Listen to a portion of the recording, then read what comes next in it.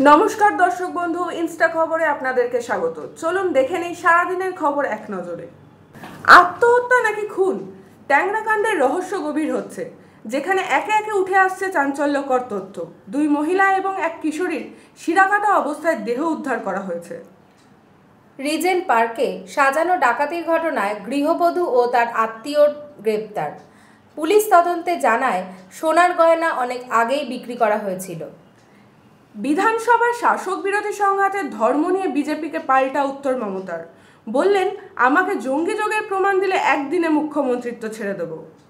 উলুবেড়িয়ায় plastic কারখানায় ভয়াবহ আগুন, শর্ট সার্কিট থেকে আগুন লাগার সম্ভাবনা অনুমান করা হয়েছে। বারবার আবেদন সত্ত্বেও অনুমতি না মেলায় বাইপাসে থমকে রয়েছে বিমানবন্দরগামী মেট্রোর কাজ।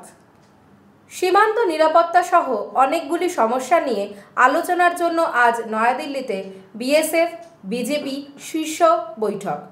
উপস্থিত বাংলাদেশের 13 জন সদস্য প্রতিনিধি। এবার বাংলাদেশকে মজা দেখাবে ভারত। আদানির চরম সিদ্ধান্তে এবার গরমে পচবে বাংলাদেশ। বিদ্যুতে কোনো রকম ছাড় পাবে না ইউনূস সরকার।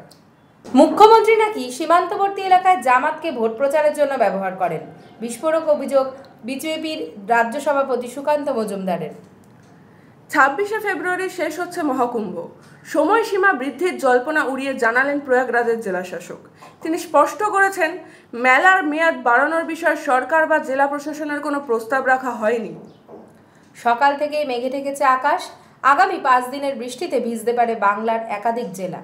দক্ষিণবঙ্গে বৃষ্টির পূর্বাভাস রয়েছে পূর্ব ও পশ্চিম বর্ধমান, পূর্ব ও পশ্চিম মেদিনীপুর, উত্তর ও দক্ষিণ 24 পরগনা, হাওড়া এবং হুগলিতে।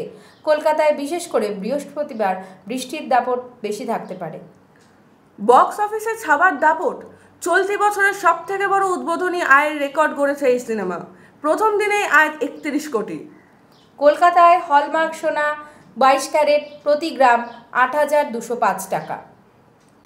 আজকের দিনে বিএসসি সেন্সেক্স ডে ওপেন হয়েছিল 75,787 পয়েন্টে, ক্লোজ হয়েছে 75,939 পয়েন্টে। নিফটি 50 ওপেন হয়েছিল 22,847 পয়েন্টে, ক্লোজ হয়েছে 22,932 পয়েন্টে। আজকের গুরুত্বপূর্ণ খবর এখানেই শেষ করলাম। আবার দেখা হচ্ছে কাল ঠিক সন্ধ্যে 6টায়।